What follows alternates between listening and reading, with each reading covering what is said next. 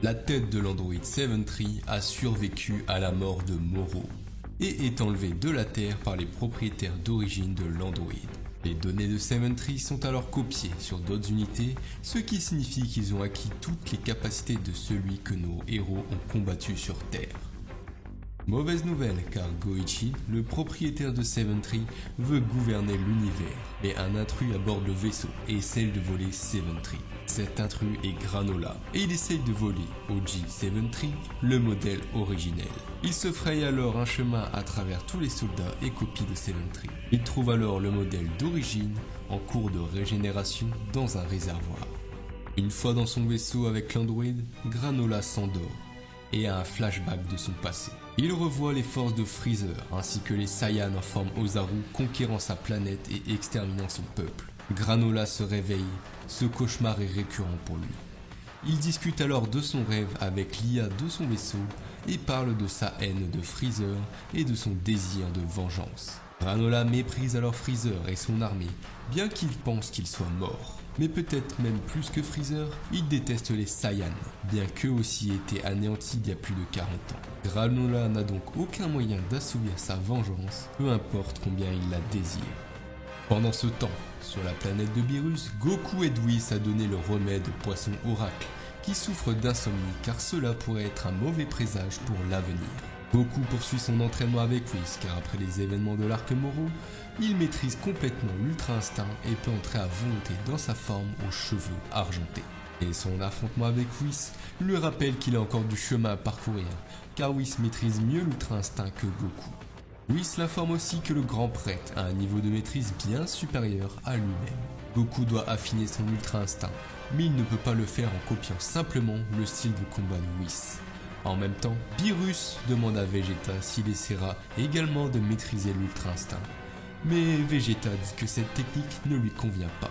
Beerus lui fait alors savoir que l'Ultra Instinct n'est pas la seule technique divine. Elle est spécifique aux anges, mais les dieux de la destruction ont aussi leur technique. Vegeta demande alors à apprendre une technique, mais Beerus lui dit qu'entraîner les gens ne fait pas partie de son travail, mais qu'il doit s'exercer. Donc si Vegeta veut regarder et voler des techniques pour lui-même, il est libre de le faire. De retour sur Granola, il arrive sur une planète et apporte Seven-Tree à un groupe appelé les Eaters. Sur le chemin, un autre chasseur de primes, Sochiru, qui envie la prime de Granola sur cette mission. Granola lui dit alors de garder ses mains loin de son butin sous peine d'être exécuté. Il reçoit alors un gros sac de crédit et demande à Elec, le chef des Eaters, ce qu'il compte faire avec Seven-Tree. Elec lui répond qu'il n'a aucun intérêt à constituer une armée de Seven-Tree et qu'il y voit plus de valeur aux connaissances qu'il contient. Car l'information est ce qui contrôle vraiment l'univers, et que de toutes les façons, les organisations militaires comme l'armée de Freezer appartiennent au passé pour lui. Il dit à Granola que l'état de l'univers a changé, car justement Freezer a été ressuscité.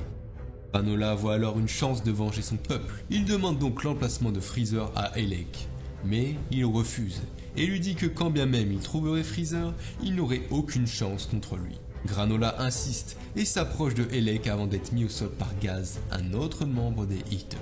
Elec dit alors à Granola de se calmer et qu'ils élimineront Freezer ensemble quand le moment sera venu, mais pour l'instant, il doit juste être patient. Granola accepte la requête et repart. Un des Eaters demande à Elec pourquoi il a mentionné Freezer à Granola. Elec répond alors que Granola est devenu très fort et ça lui poserait problème s'il devenait plus fort que Gaz, même s'il pense que cela est impossible. Elec souhaite donc mettre en place une situation où Freezer tue Granola pour eux. Mais cela peut attendre pour le moment, car Elec souhaite avant tout les informations à l'intérieur de Seven-Tree pour connaître la position de Zuno, l'être avec le plus de connaissances de l'univers 7. Une fois dans son vaisseau, Granola se fait prendre en chasse par Sochiro et ses acolytes qui en ont après la prime que Granola a reçue. Il les gère alors facilement grâce à ses capacités de tireur d'élite grâce à son œil droit. Il a cependant raté une cible, ce qui lui fait penser que Elec avait probablement raison. Il n'est pas encore assez fort pour battre Freezer et venger son peuple. De retour sur la planète Beerus, le poisson oracle endormi marmonne que le guerrier le plus fort de l'univers se lèvera bientôt.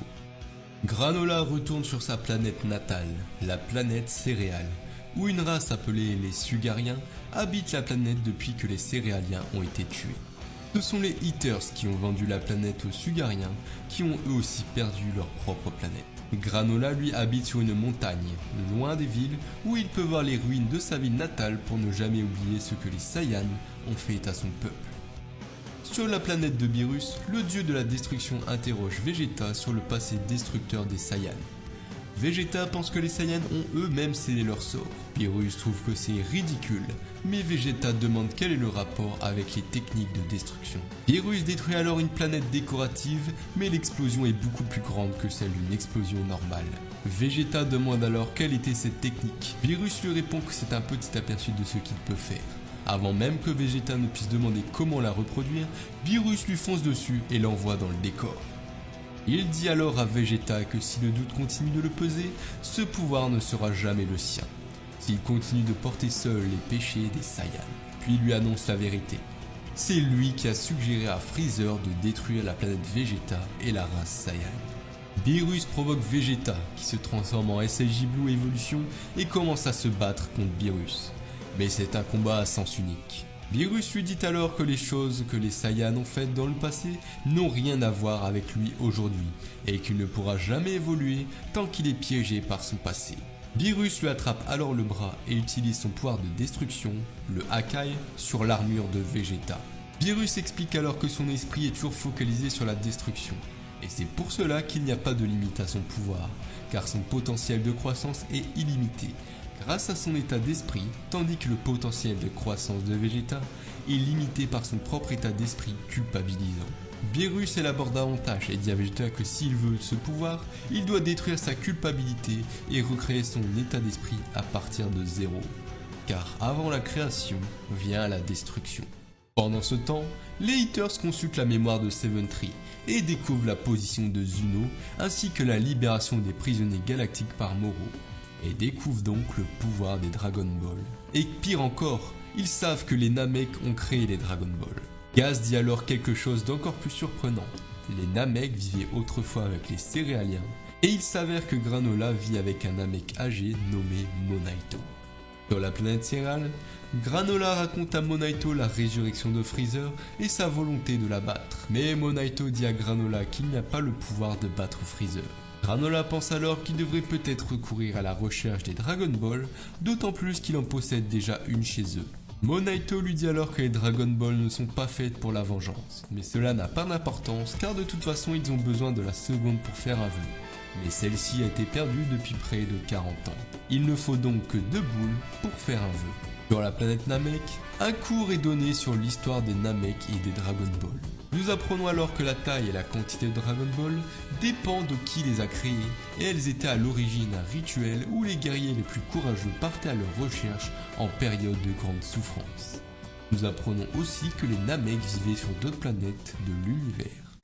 De retour sur la planète Céréale, Monaito dit à Granola qu'il est le dernier Namek sur la planète et que les Dragon Ball mourront avec lui, et que souhaiter que les choses redeviennent comme avant ne ferait que punir injustement les Sugariens et la vengeance ne ferait que créer de nouveaux ennemis.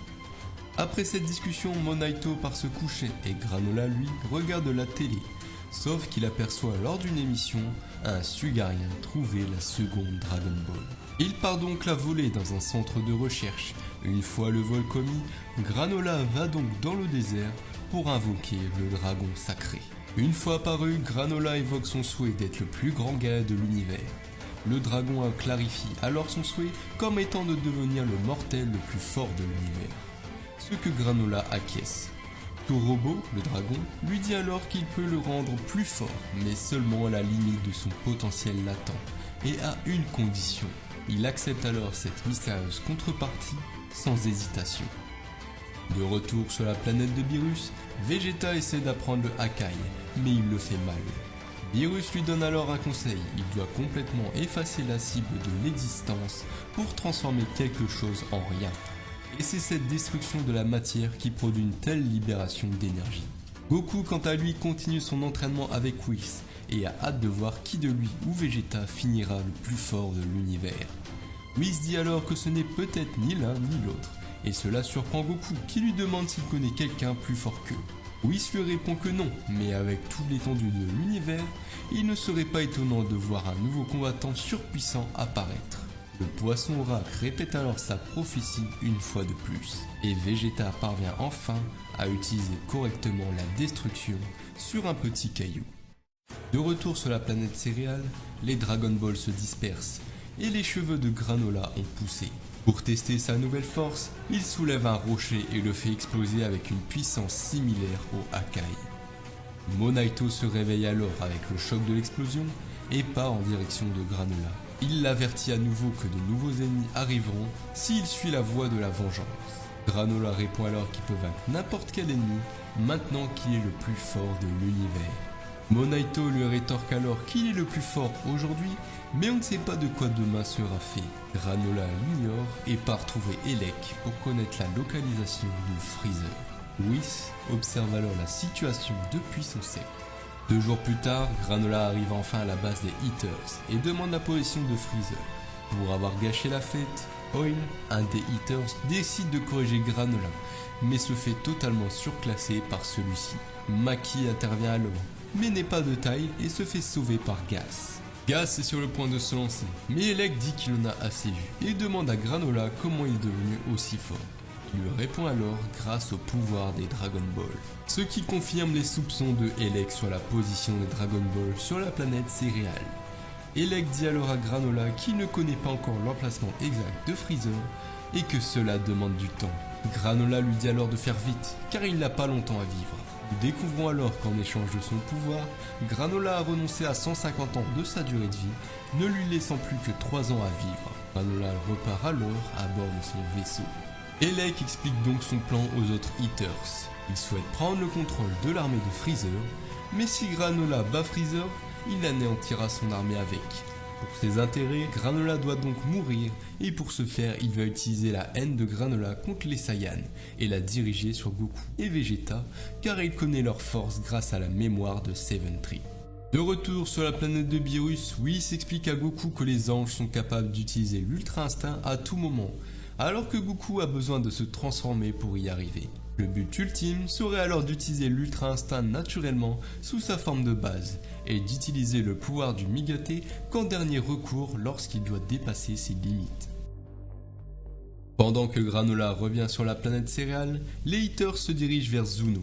Gas fait part à Elec qu'il aurait pu combattre Granola, mais Elec lui dit que le moment de se battre n'est pas encore venu pour lui, car il est le seul membre des Eaters à pouvoir surpasser Freezer.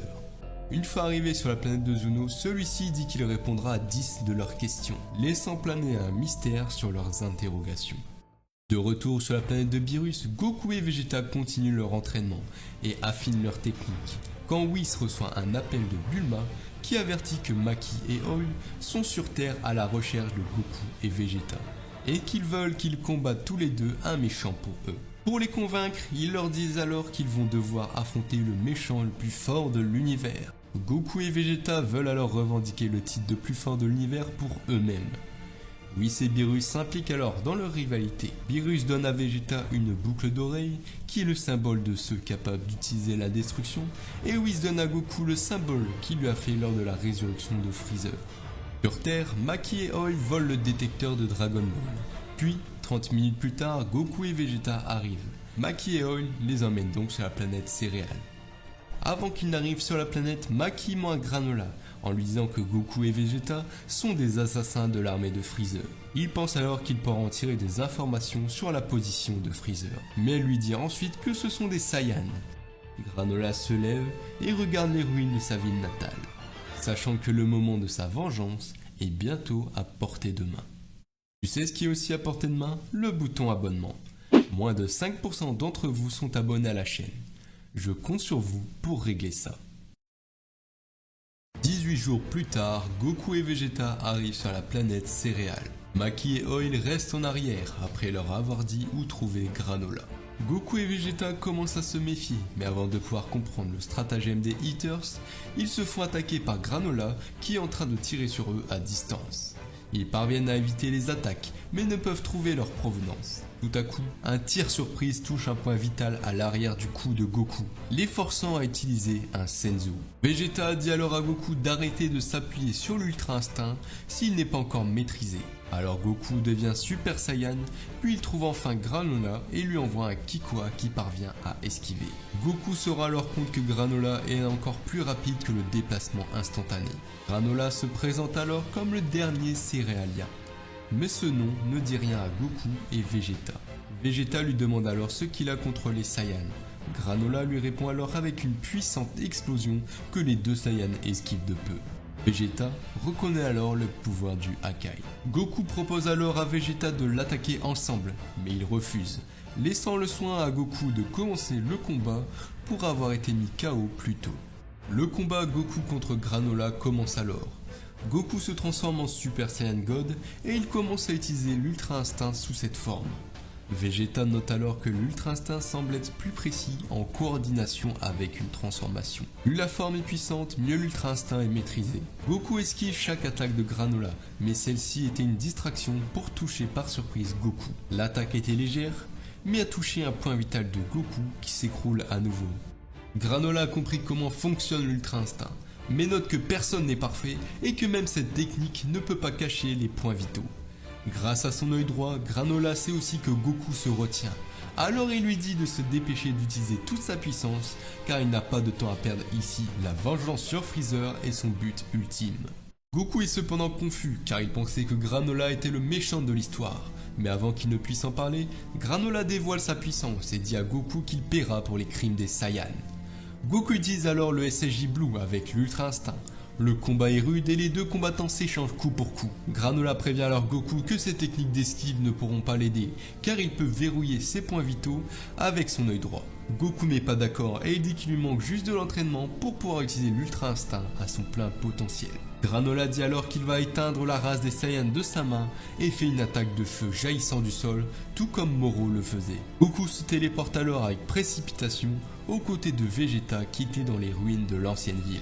Vegeta a compris que Granola est le survivant d'un ancien peuple avec des capacités de sniper. Il déduit au vu des traces et des ruines que son peuple a été anéanti par les Saiyans. Vegeta comprend alors la manigance des Eaters. Goku pense qu'il devrait essayer de convaincre Granola, mais Vegeta a dit que cela ne servira à rien tant que sa haine pour les Saiyans est forte. Pour pouvoir le convaincre, il va falloir le battre avant. Goku réapparaît alors devant Granola, sous la forme Ultra Instinct maîtrisée. Granola tente de le toucher, mais il n'y arrive pas. Le combat est unilatéral. Goku essaie à nouveau de parler avec Granola maintenant que la bataille est finie. Sauf que Granola n'a jamais dit qu'il avait perdu. Il dévoile alors que la personne que combattait Goku depuis tout à l'heure n'était qu'un clone, car il préservait son énergie pour Freezer. Il avoue alors qu'il a sous-estimé les Saiyans et apparaît à une vitesse folle devant Goku pour lui asséner un coup au cœur. Goku est de nouveau KO. Granola part alors pour achever Goku, quand Vegeta intervient. Il lui dit alors que ce ne sont pas les Saiyans qui seront exterminés, mais bien les céréaliens. Vegeta se transforme alors en SSJ Blue, le combat commence. Vegeta utilise ses capacités de destruction, mais celles de Granola sont bien supérieures. Le combat se poursuit, mais Vegeta est dominé par Granola. Il admet alors que Granola est le plus fort en ce moment, mais il est sûr qu'il va gagner. Sans terre ou proche à protéger, Vegeta profite pleinement du combat. C'est alors que Granola le touche sur un point vital. Il est blessé, mais garde le sourire aux lèvres. Par une peur instinctive, Granola s'éloigne de Vegeta, qui déploie son énergie. Une aura violette commence alors à l'entourer et son ki devient divin. Vegeta révèle alors sa nouvelle transformation, basée sur les enseignements de Beerus. Avec cette nouvelle puissance, Vegeta commence à combler l'écart entre lui et Granola, qui commence à être troublé. Ce pouvoir qui est bien au-delà de tout ce qu'il attendait des Saiyans. On apprend alors que comparé à l'Ultra Instinct qui permet d'éviter les dégâts, cette nouvelle forme de Vegeta transforme les dommages en puissance. À la différence de Goku, son pouvoir ne vient pas de son esprit, mais de son ego. Vegeta baptise alors cette forme l'Ultra Ego. Vegeta assène alors un violent coup de pied à Granola et lui explique que l'extinction des Saiyans est due à Freezer. Cependant, Granola refuse toujours de le croire et continue de se battre. L'IA dans son bandeau tente de lui faire entendre raison, mais il l'arrache et dévoile son œil de sniper. Granola dit alors à Vegeta qu'il n'est pas le seul à progresser dans ce combat. Le combat se poursuit, mais Vegeta commence à esquiver les attaques car il commence à sentir le contre-coup des dommages qu'il a subis. Il charge alors une puissante attaque qui détruira tout ce qu'elle touche. Il la dirige alors vers Granola qui charge lui aussi une attaque. Son œil gauche devient alors également rouge et augmente sa puissance, ce qui lui permet de détruire l'attaque de Vegeta, provoquant une énorme explosion. Le combat continue, mais Vegeta est au bout de ses limites et perd la forme Ultra Ego. Juste au moment où il semble que Vegeta est sur le point de perdre, Goku intervient et fait tomber Granola. Goku dit à Vegeta qu'il prend le relais pour l'instant, mais Vegeta le repousse et dit alors que sans rien à protéger, il n'acceptera pas de se battre à ses côtés. Goku demande alors à Vegeta de protéger sa propre vie, mais il dit que la mort vaut mieux que de faire équipe avec lui. Granola tente alors de tuer Vegeta pendant qu'il parle, mais Goku parvient à pousser Vegeta de son attaque. Granola lui demande alors comment il a été capable de prédire son coup. Goku répond qu'à présent il arrive à lire ses attaques car elle se focalise sur les points vitaux. Granola essaie donc de blesser Goku, mais celui-ci arrive de justesse à bouger ses points vitaux lors des attaques. Granola le prévient alors qu'une stratégie défensive ne viendra jamais à bout de lui, et Goku le sait très bien. C'est alors que Vegeta revient et demande à Goku de le laisser combattre seul. Goku accepte et demande à Vegeta de ne pas mourir. Vegeta se transforme à nouveau en Ultra Ego, et les deux recommencent à combattre. Le combat emmène les deux dans une ville sugarienne. Granola demande à Vegeta de ne pas se battre ici, mais Vegeta ne l'écoute pas. Granola le paralyse alors et lui envoie des rafales de ki.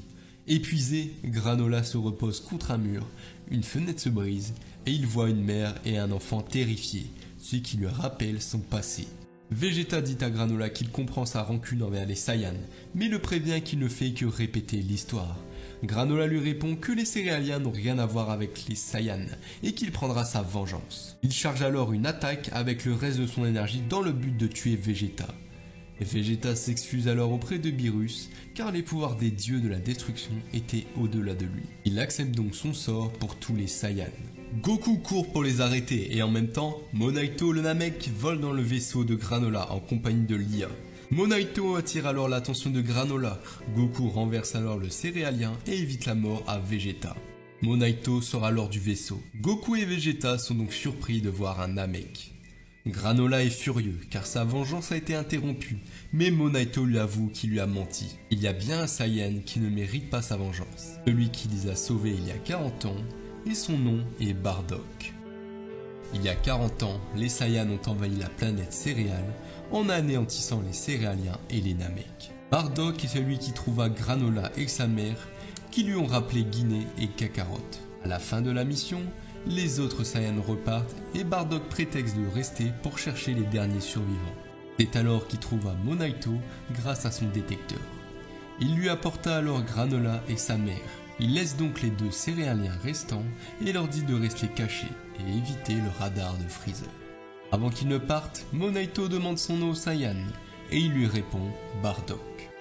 De retour dans le présent, Monaito dit à Goku qu'il est le portrait craché de Bardock et Vegeta lui révèle alors que Bardock est son père. Granola demande alors pourquoi sa mère est morte, si cette histoire est vraie. Il s'avère que Bardock a fini par rester plus longtemps pour se faire soigner à la demande de Monaito. C'est alors qu'il aperçoit les Eaters qui parlent de vendre la planète et leur volonté de ne plus servir Freezer. Alors qu'il écoutait la conversation, Granola se réveille et pousse un cri à la vue de Bardock le Saiyan. Monaito assomme alors rapidement Granola, mais il est trop tard, les Eaters sont entendus. Bardock crée alors une situation qui ressemble à une exécution des survivants restants de la planète. Elec lui demande donc de les tuer, mais Bardock essaie d'expliquer que la capacité du Namek pourrait être utile pour qu'on y prête attention. Mais avant qu'il ne puisse terminer son explication, Elec tire avec son pistolet sur la mère de Granola. Elec ordonne alors à Bardock de tuer les deux autres, mais celui-ci se retourne rapidement et attaque les Eaters pour s'enfuir avec Granola et Monaito. Les Eaters décident alors de les prendre en chasse car ils ont peut-être entendu leur conversation. Ils doivent donc mourir. Gas dit alors qu'il va s'en occuper pendant que les autres Eaters repartent. De retour dans le présent, Gas repense au passé, en arrivant sur la planète céréale et dit qu'il ne revivra plus jamais une telle indignité. Elec le rassure en lui disant qu'à présent il est assez fort, même s'il n'y a pas de mal à avoir une garantie, lui dit-il en tenant une Dragon Ball. Maki qui regardait le combat dans son vaisseau prévient que celui-ci est stoppé à cause de Monaito. Elec prend alors la décision d'aller chercher le dernier Dragon Ball avant d'arriver sur le champ de bataille. Pendant ce temps, Granola ne digère pas les révélations de Monaito. Non seulement il a été sauvé par un Saiyan, mais sa mère a été tuée par Elec, l'homme pour lequel il travaille depuis des décennies. Monaito lui explique alors que c'était le seul moyen pour eux de survivre. Vegeta demande alors à Monaito si Bardock a battu Gaz. Monaito lui répond que oui. Vegeta est surpris car Bardock était un guerrier de classe inférieure. Avant que Monaito ne puisse donner d'autres explications, le ciel s'assombrit rapidement. C'est en fait Elec qui a réuni les Dragon Ball et qui formule son vœu au dragon. Une puissance massive apparaît alors soudainement sur la planète. Maki et Oil apparaissent alors et présentent le véritable guerrier le plus fort de l'univers. C'est alors que Gaz apparaît avec un aspect beaucoup plus ancien. Nos héros comprennent alors qu'ils ont utilisé les Dragon Ball pour que Gaz devienne le plus puissant de l'univers. Gaz matérialise alors une arme et empale Granola sur la carcasse de vaisseau et s'apprête à le tuer jusqu'à ce que Goku intervienne. Gaz l'immobilise et se rend alors compte que Goku est le fils de Bardock. Il souhaite donc le tuer mais se prend un tir dans le dos par Granola qui a été libéré par Monaito. Gaz fonce alors sur Granola et l'enchaîne de coups. Pendant ce temps, Monaito libère les entraves de Goku et le soigne, puis lui demande de sauver Granola. Goku lui répond alors qu'il fera ce qu'il pourra. Durant son combat, Granola demande à Gaz pourquoi les Haters l'ont laissé vivre. Il lui répond alors que c'était la volonté de Elec, qui ne souhaitait pas gâcher une telle ressource. Granola a donc un flashback de lui s'étant fait un nom en tant que chasseur de primes, et des Haters le recrutant, profitant que Monaito ne lui ait pas dit la vérité. De retour dans le présent, pendant qu'il soigne Goku, Monaito regrette sa décision d'avoir caché la vérité à Granola. Goku se rappelle alors qu'il reste un Senzu et le demande à Vegeta. Celui-ci se rappelle qu'il était dans son armure qu'il a jetée durant son combat contre Granola. Une explosion a alors lieu et Granola apparaît inconscient. Goku demande alors à Vegeta d'aller chercher le Senzu pendant qu'il retient Gas. Vegeta demande alors à Goku de ne pas mourir à son tour. Goku fait alors face à Gas et se transforme en SCJ Blue, et il tient bon, mais Gas est clairement plus fort. Vegeta trouve alors le Senzu, mais au lieu de le manger, il le donne à Granola en lui disant d'assouvir sa vengeance avec sa propre force.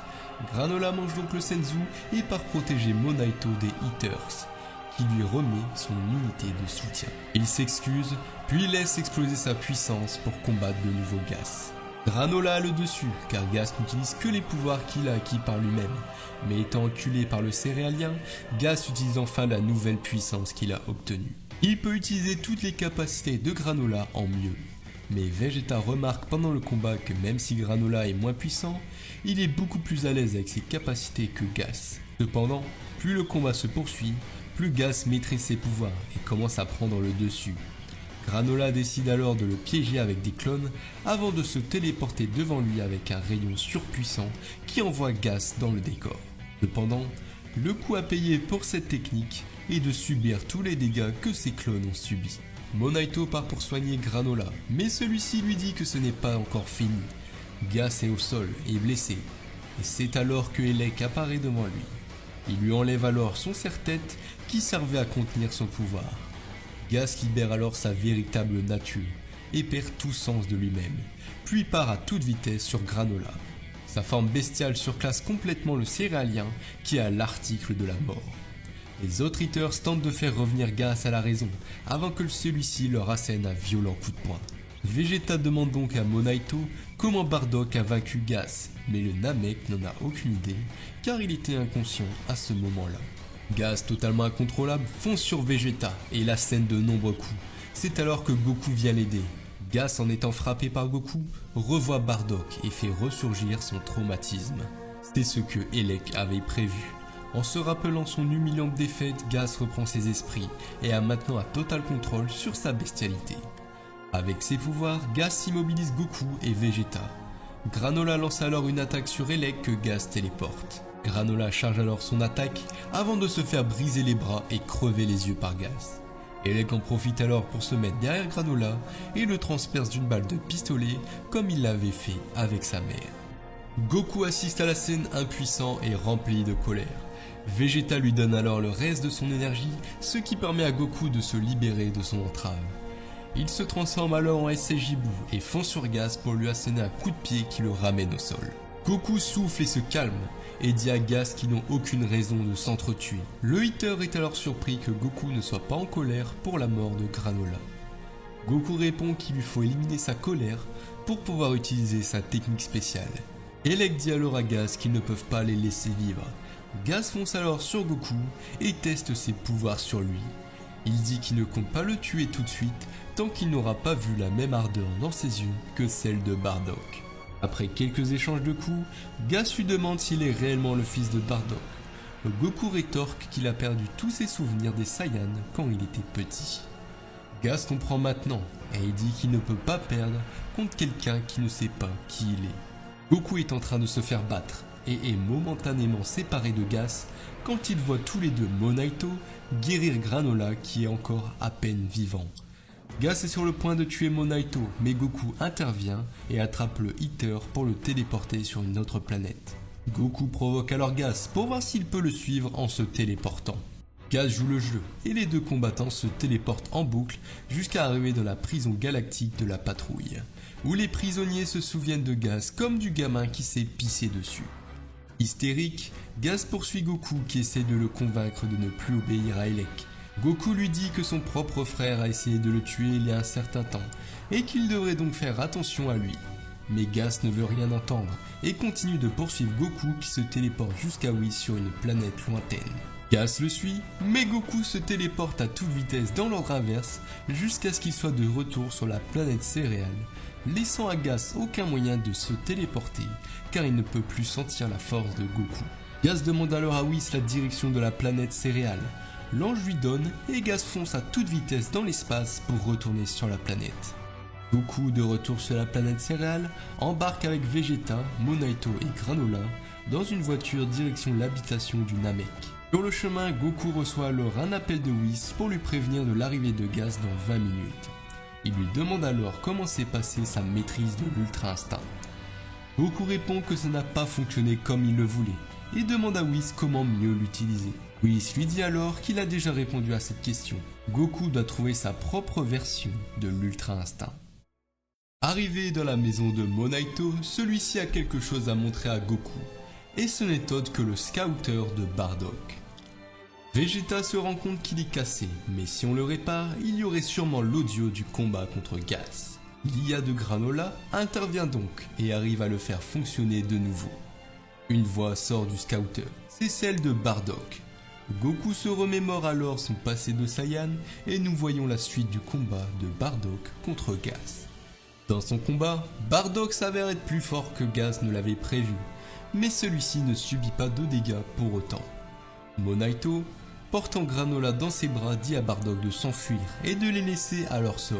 Mais Gaz dit que cela n'aura aucune importance car les Saiyans ne sont pas destinés à durer. Les deux combattants continuent de se battre et Gaz libère un peu de sa vraie nature.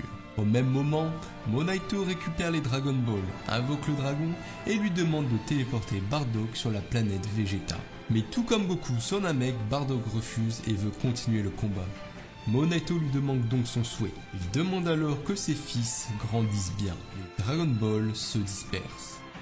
Le combat se poursuit et Gaz claque Bardock par la queue jusqu'à ce que finalement elle s'arrache et propulse le Saiyan contre un rocher. Gaz s'apprête alors à l'achever, mais Monaito prend l'attaque finale à sa place, ce qui enrage Gaz et le conduit à libérer pleinement sa vraie nature. Monaito est propulsé par le coup de Gaz et Bardock continue de se battre. Gaz lui demande si l'expiation ou la vengeance le motive à se battre. Bardock lui répond alors que seul un idiot penserait à autre chose que gagner dans un combat de vie ou de mort. Bardock repousse alors ses limites et met KO Gaz par un puissant Kikoa. Elec est déçu de Gaz et essaie d'achever Bardock, mais il rate son tir et doit vite partir car Freezer est arrivé. Monaito retrouve enfin Bardock et lui dit qu'il a gagné la bataille. De retour dans le présent, Goku se souvient de tout avant qu'il ne soit envoyé sur Terre. Puis il dit à Vegeta qu'il comprend enfin ce qu'est la fierté Saiyan. Vegeta dit qu'il a également perdu de vue sa fierté en étant pris dans sa culpabilité. Et cette fierté est décrite par Goku comme ayant une foi totale en son propre pouvoir. Monaito ajoute que la fierté d'un peuple ne consiste pas à expier des péchés ou à se venger, c'est tout simplement accepter sa nature et s'en tenir à ses convictions. Monaito propose de soigner Goku et Vegeta avant l'arrivée de Gaz, et leur fabrique même des nouveaux vêtements, qui sont ceux de Bardock. Goku et Vegeta demandent alors tous les deux leur tenue habituelle à la place. C'est alors que Gaz revient sur la planète céréale. Goku et Vegeta sortent pour lui faire face, les deux Saiyans se préparent à combattre et acceptent de se battre ensemble cette fois. Vegeta active Ultra Ego et Goku active Ultra Instinct. Le combat commence donc. Mais cette fois, ce qui motive Goku et Vegeta est un pur désir de gagner à tout prix. Leurs attaques combinées repoussent Gaz mais ne suffit pas à le blesser. Vegeta lance alors une boule d'énergie de destruction avec le soutien de Goku. Mais Gaz arrive quand même à la repousser. Vegeta fonce alors sur Gaz, laissant Goku gérer la boule qui arrive à la dévier. Celui-ci revient alors pour aider Vegeta, mais maintenant qu'il a pris des dégâts de Gaz, Vegeta est capable de lui tenir tête. Gaz et Vegeta continuent de s'échanger des coups. Gaz a alors une solution pour battre l'Ultra Ego, tuer Vegeta en un seul coup. Goku est sur le point d'intervenir mais Vegeta lance un violent coup de poing à Gaz, en le remerciant pour la puissance accumulée. Vegeta dit alors à Goku de rester en arrière car son Ultra Instinct n'a toujours pas évolué en quelque chose de personnel. Goku s'éloigne alors et commence à méditer pendant que Vegeta combat. Gaz pense en avoir fini avec Vegeta, mais celui-ci se lève une nouvelle fois, ce qui terrifie le Hitter. Vegeta crie alors qu'il n'a plus de limite et lance un dernier assaut avant de s'écrouler de fatigue en face de Gaz. Le Hitter se prépare alors à lui donner le coup de grâce, mais Goku déploie une barrière autour de Vegeta. Après sa méditation, Goku a compris comment utiliser son propre Ultra Instinct, en le combinant à ses émotions plutôt que de les séparer. Le regard de Goku rappelle alors à Gaz celui de Bardock, ce qui le met en rage. Gaz et Goku commencent alors leur combat. Goku a l'avantage, cependant il est à peine plus puissant que Gaz et ne pourra pas tenir ce rythme très longtemps. Il doit alors vite finir le combat. Goku utilise donc un style de combat beaucoup plus propre au Saiyan plutôt que celui de Whis. Gaz utilise désespérément ses armes contre Goku avant qu'elle ne se retourne contre lui pour ensuite que Goku lui assène un coup de pied puissant. Gaz au sol, Elec se dirige alors vers lui et lui crie qu'ils ont besoin de son pouvoir pour Freezer. Les Saiyans n'étaient censés être qu'un échauffement. Goku dit à Elec de ne pas forcer Gaz à se battre car ils pourront se battre à nouveau à l'avenir. Mais Elec dit alors qu'il n'y aura pas de prochaine fois pour Gaz. Cette phrase provoque un déclic sur Gaz qui apparaît alors dans une aura aveuglante. Mais il semble beaucoup plus vieux et frêle qu'avant. On dirait que son nouveau pouvoir brûle chaque cellule de son corps. Goku et Gaz s'affrontent, mais il est clair que Goku est en difficulté. Mais il continue le combat jusqu'à ce qu'un rayon sépare les deux. C'est le retour de Granola. Il dit alors à Goku de tout miser sur sa force. Goku doit donc occuper Gaz pendant que Granola charge son attaque au maximum. Goku est rapidement mis au sol, mais il parvient à mettre une barrière autour de Granola. Gaz l'assomme alors. Vegeta prend alors le relais en faisant tomber Gaz. Maki et Oil essayent de le venir en aide, mais Monaito les arrête grâce à son pouvoir d'hypnose. Granola est enfin prêt, mais il ne peut pas tirer car une explosion aussi puissante si près du sol détruirait la planète. Goku reprend alors conscience et active l'Ultra Instinct en version géante pour attraper Gaz et l'envoyer dans l'atmosphère. Le problème est que les yeux de Granola sont toujours blessés, mais l'IA dans son bandeau l'aide alors à viser et il déclenche donc son attaque ultime sur Gaz qui se la prend de plein fouet. Gaz retombe sur le sol, vaincu, mais Granola dit qu'il ne l'a pas tué car il ne compte pas perpétuer le cycle de la vengeance.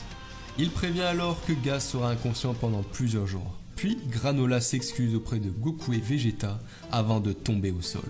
Il explique alors aux Saiyans qu'il a sacrifié encore plus de sa vie restante pour faire cette attaque finale. Monaito court alors pour le guérir, mais maintenant il est capable de ramener Granola à sa pleine force sans problème. Ses pouvoirs de guérison se sont renforcés grâce à leur utilisation constante durant l'arc. Monaito restaure alors l'énergie de Goku et Vegeta, avant d'être transpercé par un rayon d'énergie provenant de Gaz qui s'est relevé et cette fois il a l'air encore plus décrépit que jamais. Vegeta et Goku le chargent mais Gaz les gère sans difficulté, même en ayant les os complètement brisés. Tout comme Granola, Gaz a sacrifié une grande partie de son temps de vie pour acquérir cette puissance. Elec le pousse à continuer, mais Maki et Oil s'y opposent en voyant son état. Elec ordonne à Gaz de tuer les Saiyans, mais il est trop tard. Freezer atterrit sur la planète céréale et son arrivée choque toutes les personnes présentes. Gas, en voyant Freezer, laisse sa rage exploser avant de lui foncer dessus, mais Freezer le tue en un seul coup après s'être transformé pendant un instant. Gas se transforme alors en un tas d'os que Freezer écrase. Le tyran demande alors à Elec pourquoi il l'a convoqué. Elec ment, mais Freezer sait la vérité depuis plus de 40 ans. Freezer a juste choisi de garder les Haters pour son propre bénéfice. Il dit alors à Elec qu'il n'y a rien qu'il ne sache pas. Freezer élimine alors le Hater. Goku et Vegeta se demandent alors comment Freezer est devenu si fort. Il leur dévoile alors qu'il a passé 10 ans à s'entraîner dans l'équivalent d'une salle de l'esprit et du temps. Et c'est cet entraînement qui lui a permis de débloquer sa nouvelle forme nommée Black Freezer. Goku se transforme alors en Ultra Instinct et Vegeta utilise l'Ultra Ego. Freezer les charge alors et les bat tous les deux d'un seul coup de poing avant de les laisser s'écrouler sur le sol. Freezer choisit de ne pas les tuer car il n'est pas venu pour ça. De plus, il recrute Maki et Oil dans son armée et part. Goku et Vegeta se relèvent et se dirigent vers Monaito et Granola pour voir si l'ancien Namek s'en sortira. Mais celui-ci est complètement guéri par Whis qui vient d'apparaître sur la planète. Whis dit alors que c'est une faveur spéciale pour un ami de Goku, mais que lui et Vegeta doivent revenir rapidement pour aider Beerus à faire ses nouilles instantanées. Goku demande alors à Granola s'il veut les rejoindre, mais il refuse, car il doit réparer la planète céréale avec les Dragon Ball, puis Monaito les scellera pour de bon. Alors Vegeta lui donne le Dragon Radar que les Haters sont volés. En contrepartie, Monaito donne le Scouter de Bardock à Goku. Les deux Saiyans repartent alors avec Whis. Sur le trajet, Goku demande à Whis si Freezer était le guerrier le plus fort mentionné par le poisson oracle. Mais Whis donne une réponse vague. Il pourrait s'agir de Freezer, ou peut-être que le guerrier le plus fort a émergé ailleurs. Et voilà, c'est comme cela que se termine l'arc Granola. N'hésite pas à me dire dans les commentaires ce que tu en as pensé, et n'oublie pas le like et l'abonnement si ce n'est pas déjà fait.